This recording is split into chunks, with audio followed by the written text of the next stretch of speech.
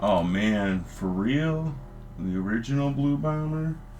He used to work at a jazz casino, and they had burlesque girls, right?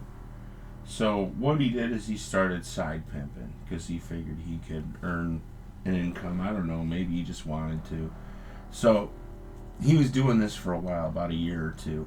Somebody finally caught on to him because all of a sudden there were a bunch of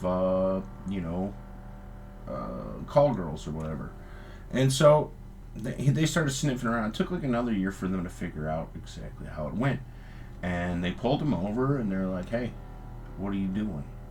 Like, what do you mean, what am I doing? He's like, don't play stupid with me. I know you're messing with these girls out here. Why are there so many hookers out here? He said, oh, they work for me. And just like that, they took him in.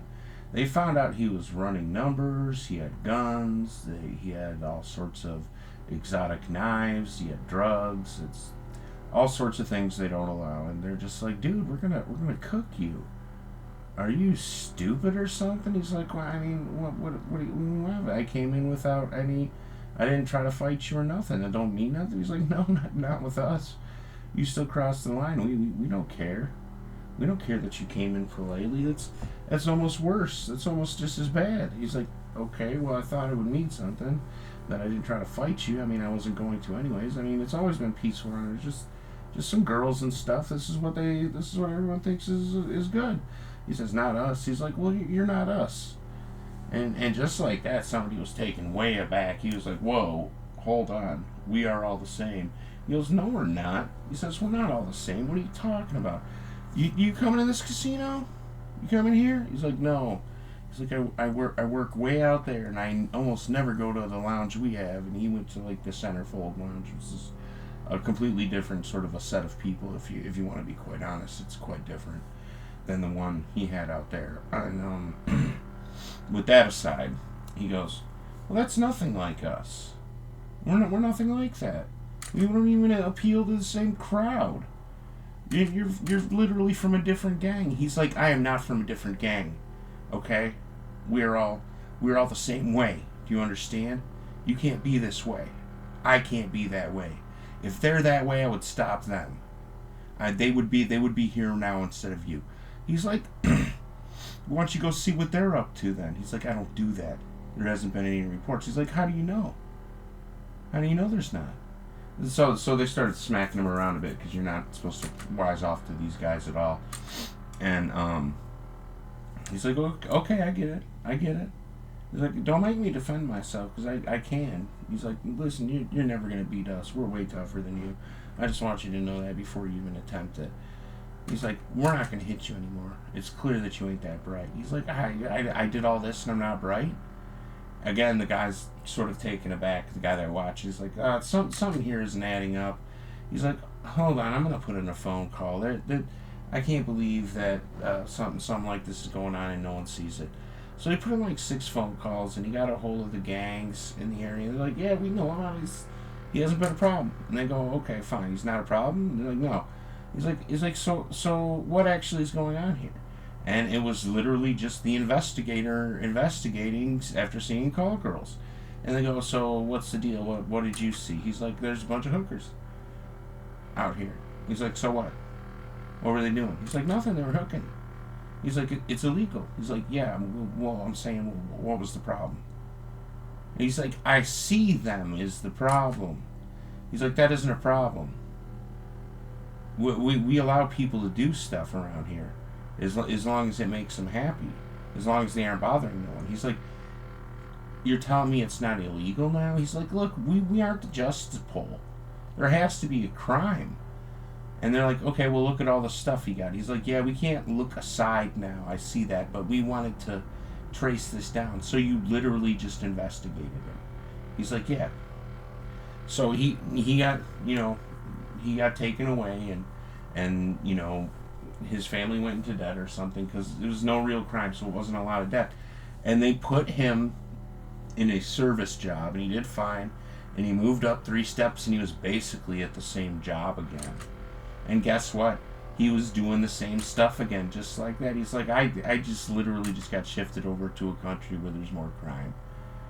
He's like, in the streets are just worse and more violent here. He's like, You guys are ridiculous. And when he talked to someone about it, he's like, you guys are fucking stupid. So what he did is he went to this place called a cart, and he had someone write down his story, and he says, would you please report it? They sent it back, and they said, you can't report, you can't do this. He said, fine. So he called his one uncle, and he said, Uncle, will you listen to me? I know you don't want to hear from me. I want to talk. He's like, I want to get something on my chest. He's like, fine. So he recorded the line just like he wanted, and he made a record, and just like that, they started producing the records for it. And then there was a second one. What he did is he worked at basically a video game shop. It wasn't a video game shop. It was more like a parlor, but they didn't do porno. Do you understand? I just want to be clear about that. They didn't do porno. See, what he did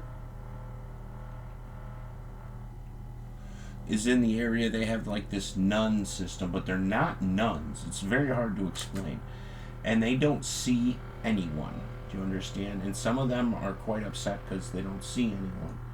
And so what he does is he starts setting up these betting poles where you place a bet, a blind bet on a blind date, and basically they're supposed to put out. And that's how the whole thing went. And nobody knew what was going on for almost 3.5 years. And this guy's like, what is this?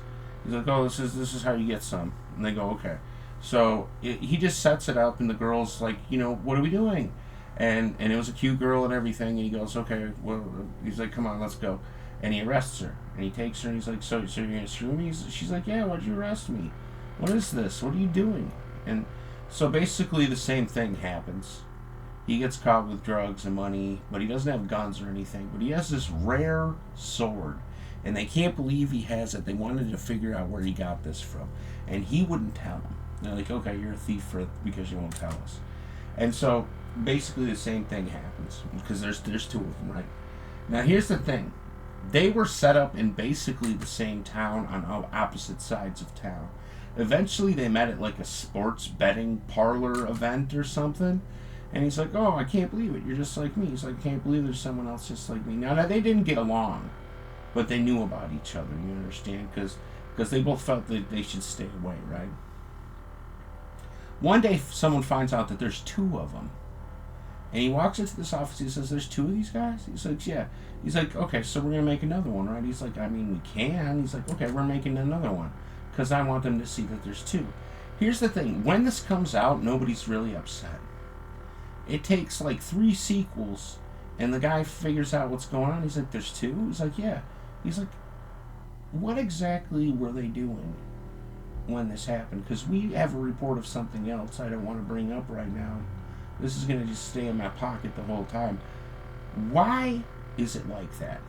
He's like, well, somebody is just investigating because he heard a thing or saw a thing. And now this guy's over there, and he's basically doing the same exact thing, if not more worse. And what it is, I guess he wasn't bad at it or whatever. And so someone comes along and he says, look, we have something similar, but it's not similar, and we feel like it's a setup. It's like they're picking us off as soon as they can figure out that there's some not exactly obscure law that we might be breaking, and then we become targets because we are doing well. He's like, listen, if they did this to one of the gangs, they would be in trouble. But these guys aren't established. He's like, there's something going on. He's like, this seems natural stuff, and then it's not natural. Do you understand? And we see it as unnatural.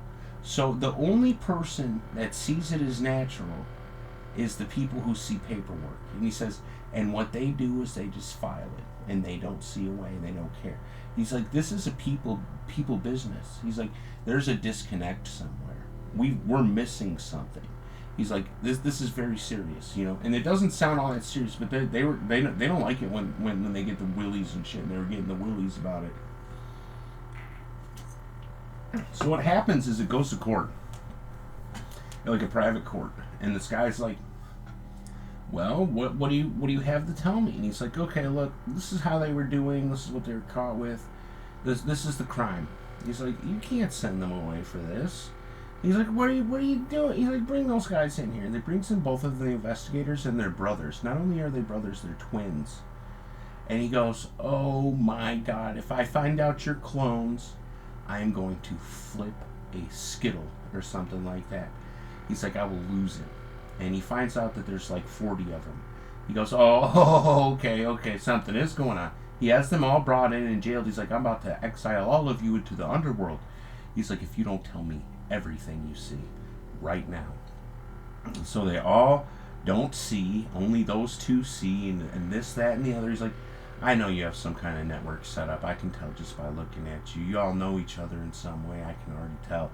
You're passing messages right in front of me. I can see it." He's like, "Okay, it was like that. I see what it is." So what he does is he has him sent to this place called Anbol, and Anbol is in China. It's not in China, but it's in China. Okay. So here's how this goes. They disappear. They were being watched, and then they disappeared. And everyone said, "Well, where did they go?" And someone said, "Someone took them all to the way, and now they're not who they were anymore. They're who they are." And he said, "You think someone made them all look the same for a while?" He's like, "I think so, but I can't be sure about it." He's like, "Okay, we made a mistake. Are we gonna bring them back?" He's like, "No, not. We can't do that now. They wrote that new rule." He's like, "Oh yeah, I forgot about that. You can't bring anybody back anymore." He's like, "Okay, so what do we do?" He's like, "We don't do anything. We just keep doing what we're doing. We just keep making the records we're making." He's like, "That's fine. They're doing okay anyways. They're sort of doing okay, and we like it when things are doing okay." He's like, "Are they upset?" He's like, "The one is vaguely weird now." They're talking about the second one. "We don't know what he's going through, but we assume he has some sort of a difficult situation. We don't care about difficult situations. That's normal when you get sent away." He's like, but like you just said, he shouldn't have been." He's like, "That's not necessarily true. It could have wound out." He's like, "We don't what could have, should have." He's like, "You don't tell me." He's like, "Yeah, I get it." He's like, "Look, I'm just being promontory. I'm just talking about what could have happened." He's like, "I mean, I get it." He's like, "There you are again." He's like, "We don't could have. We wait until it's saw." He's like, no, we don't. We see. We see here." He's like, "Yes, that is true." "And what did they do? They see." He's like, "But they didn't see. They lacated." He says, "They what?" He says, "They lacated." He's like, "What's that?" He's like, "When you use rule of law to say." He's like, "That's say?" He's like, "Yes, as far as I know, it's say. Because the law says it is." He's like, "Okay, that's fine." So they were sayed. He's like, "Yeah, they were sayed." He's like, "They weren't seed?" He's like, "No." He's like, "Well, I don't like that. That's what it is. Somebody has miscued it. And you send them to China and they disappear." He goes, "Yeah." He's like, something's going on here. Something weird's going on here." So they came up with this new guy, and they won't make it now. And then they talked about the other guy. He's like, "What happened to that third guy that they wanted to when they started investigating this?" And he said, "I don't know what happened to him." He's like, "He was somebody's rich son, and he wasn't really doing nothing. He got caught with some basic stuff, and that's the end of it." And they go, "Who saw him?" He's like, "Not those guys, but it was, sort of a similar situation. It was just somebody that just heard he was breaking the law, and then he just got rid of him." He's like, "Since when do we investigate our people when we hear things?" He's like, That's what I was wondering." He's like, "How come I didn't think of that until just now?" He's like, "I don't know." He's like, "Well, what are you thinking?" He's like, "Oh, I hope it's not the Oni or something." He's like, "I hope it's not that." He's like, "Okay, we'll figure it out. I'm gonna get to the bottom of it. I'm gonna do a deep dive." Basically, is what he said. He comes back almost a year later. He's like, "You know what happened?" He's like, "What?" He's like, "We passed a law and we didn't see it." He's like, "Yeah." He's like, "Look, this one Shinzo Abe put through." He says, "If you see a crime, you don't report it. You move on to the Kamo, which is basically promontory to exile." And he says, "How did he get this through?" He's like, "Nobody knows. Nobody knows how he got this through." He's like, "Are they just exiling people now?" He's like, "I don't know. Maybe there's some sort of a thing I just don't see." So they dug and they dug and they dug, and there was this murderer they couldn't get rid of for some reason, and all the signs were there, and for whatever reason they just couldn't get rid of this guy.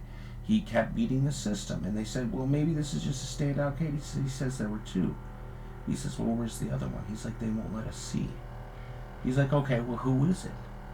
He says, "Like I said, they won't let us see." He's like, "I see everything. Why don't you understand that?" He says, "I don't see it." He's like, okay, that's fine. I'll figure it out. So they're having a meeting about a week later. He says, I found out who. He goes, yeah, who?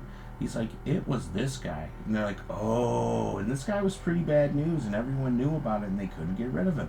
And they go, why couldn't they get rid of him? He says, oh, because of this. And he brings up this old law. He goes, okay, so now we're between these two laws. He goes, yeah, okay. So maybe something is right, but something's wrong right now. He's like, yeah, okay. So they call up his uncle and they say, do you want to do this story? He's like, no, that sounds too intricate. That doesn't sound like what we do. He's like, that's interesting though. Maybe I'll squeeze it in some way. He's like, well, we want to do it a very specific way. What exactly do you think? And they made one and it wasn't really popular, and nobody's quite sure exactly what they were going for at the time or whatever, and they said it wasn't like they wanted it to be. That's just how it came out, and this, that, and the other. So it was sort of a hit or miss or whatever.